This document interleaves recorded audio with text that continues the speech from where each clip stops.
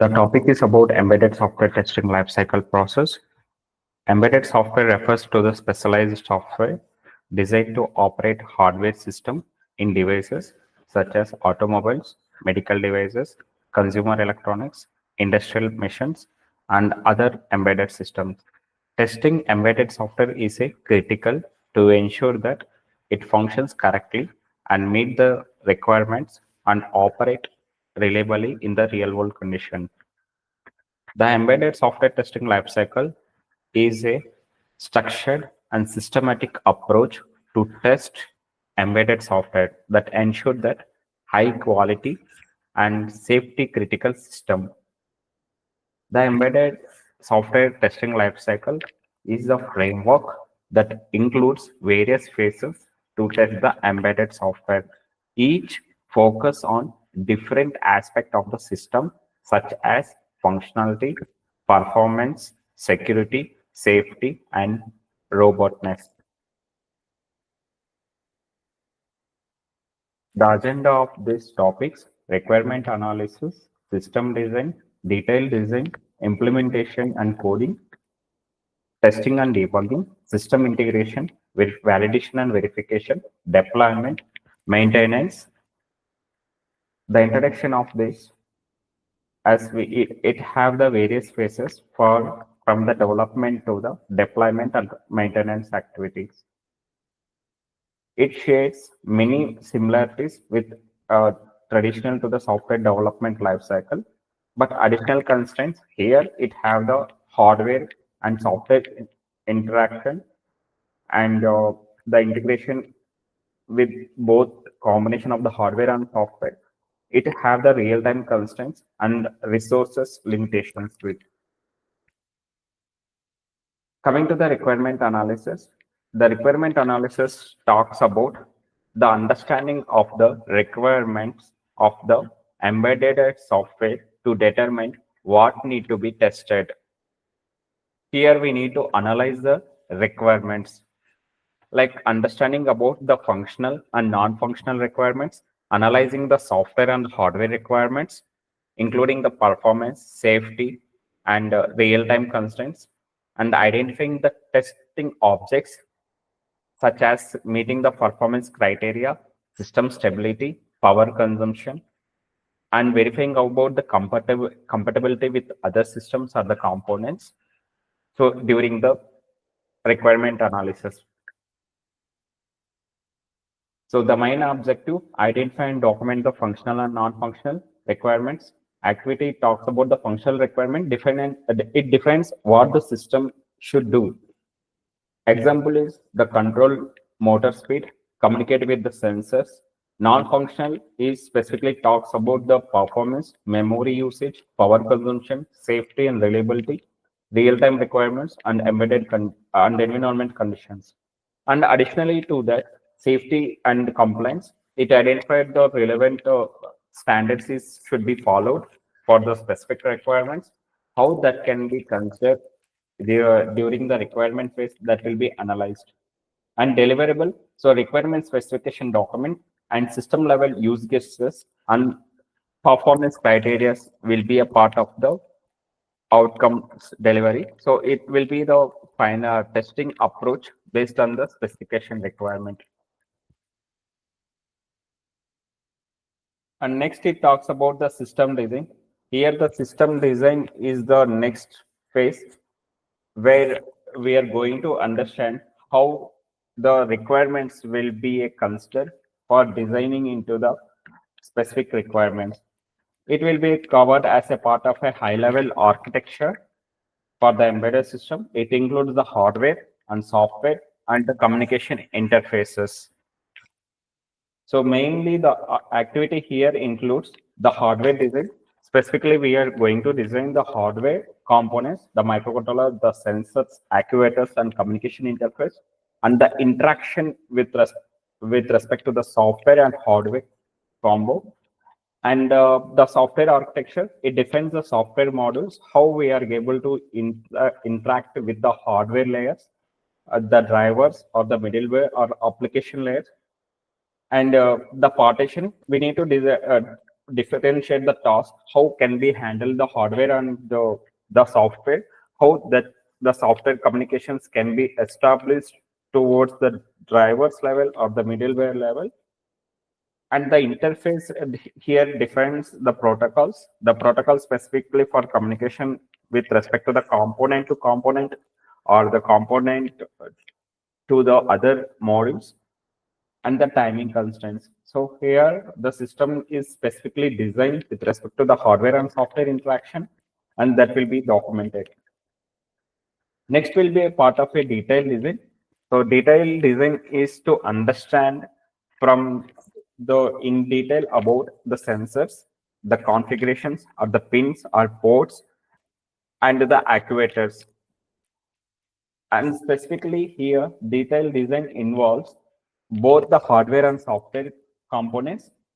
And the hardware design is specific to the communication. How can be it can be introduced towards the sensors and the actuators with respect to the schematics.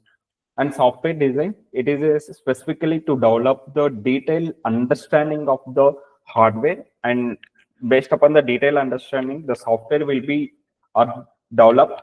In the software, it will be algorithms will be included, and some of the data flow, how the inputs can be triggered, that flow can be configured, and some of the schedulers, specifically the authors here, the real-time operating system will be added to establish the communication. It has some prioritization and interprocess communication. Those are the mechanisms involved in authors. And testing and debugging interface. So how that can be tested specifically to the software, the plan for debugging interfaces, example for JTAG and testability, and some of the other embedded testing frameworks. The deliverables here, the detailed hardware design, software module design, flow charts, and UML design, and data flow diagram, or test task are the some of the examples. And the implementation and coding, here it involves the part of the coding, specific to the hardware. So it translates the system design into the actual hardware and software level. Activity involves hardware implementation, manufacture the physical hardware, PCB, and wiring or power supply, etc., that are integrated with the components. Software development, he developed the low-level drivers, middleware application code using the programming language, C and C++ for the firmware and the embedded system. Coding integration, it combines the hardware modules and ensure that the work together as planned. And hardware and software integration, ensure that software works with the actual hardware through the integration testing. And some of the tools that used during the debugging or flashing of the software, the key IR depends upon the hardware component that will be chosen. Some of the cross compiler, GCC, and simulators and debuggers, GDB and JTAG. And deliverables, the source code and compile the binaries and the physical hardware prototypes. And next will be the what of the testing and debugging. Here the testing and debugging is the physical interactions with respect to the hardware. So that can be chosen with the respect to the hardware. So once the software is configured towards the hardware, it shows how it will work in the real world.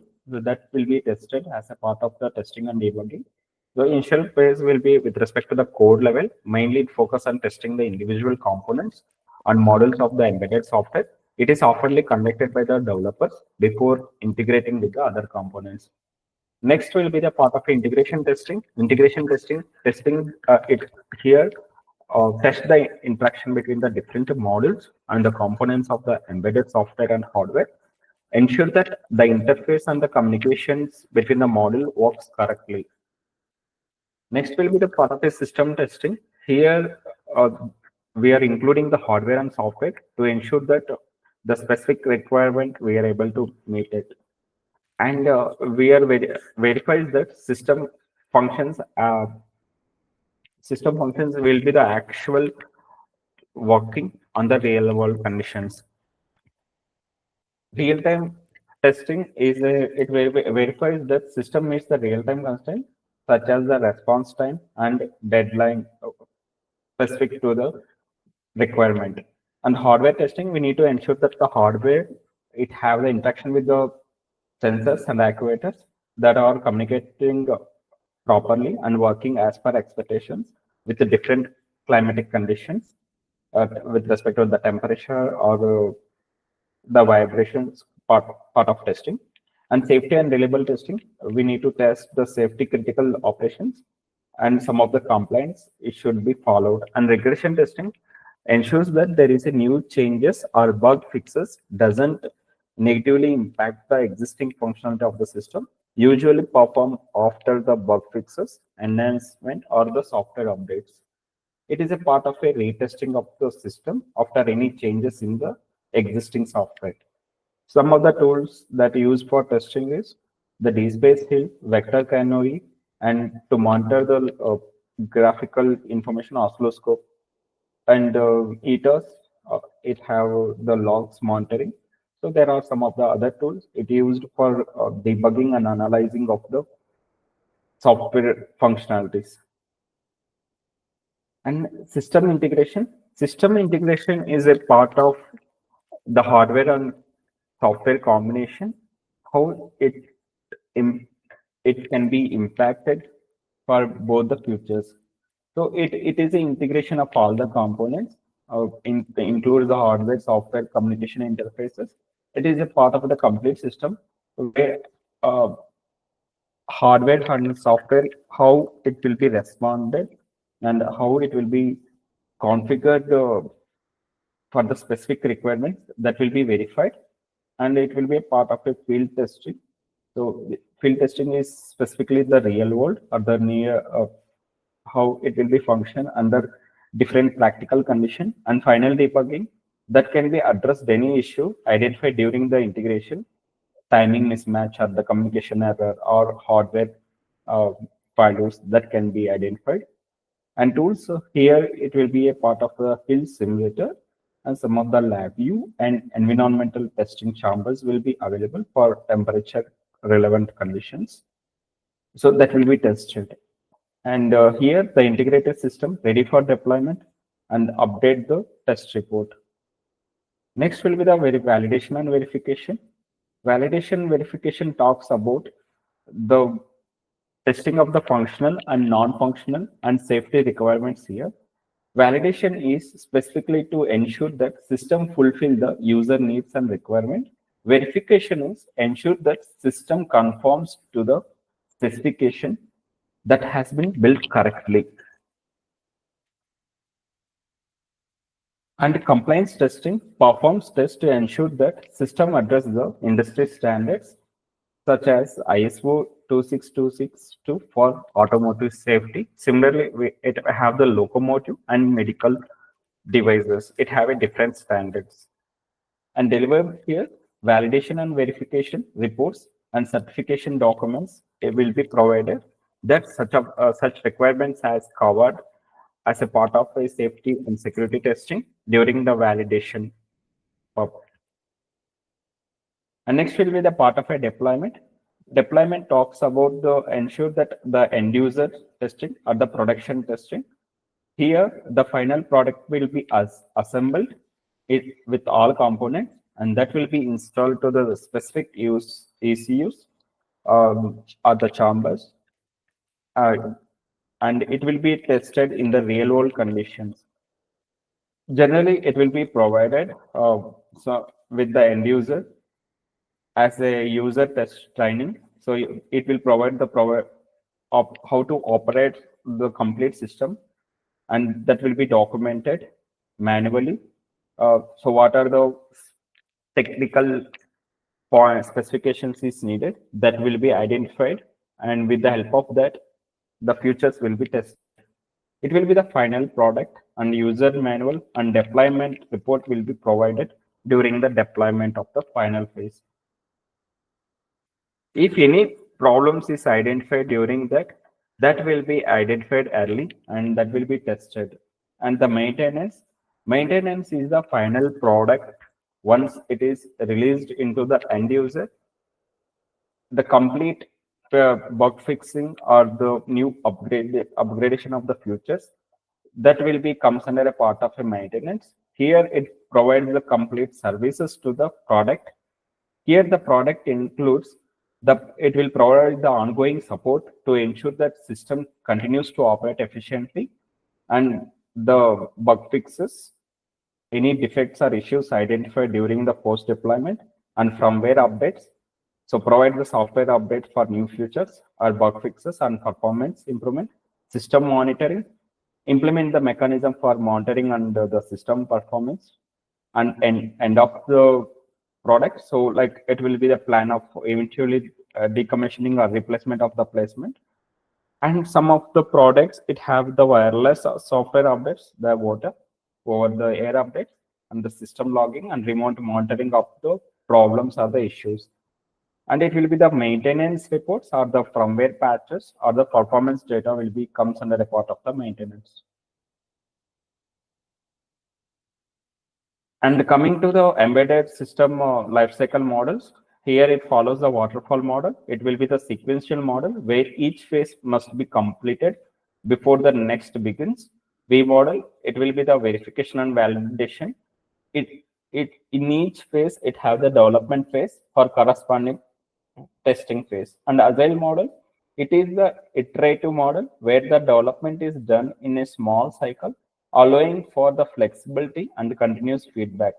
And spiral model, it combines the iterative development with risk management, allowing for early identification of risk and necessary changes. And the conclusion is understanding the complete system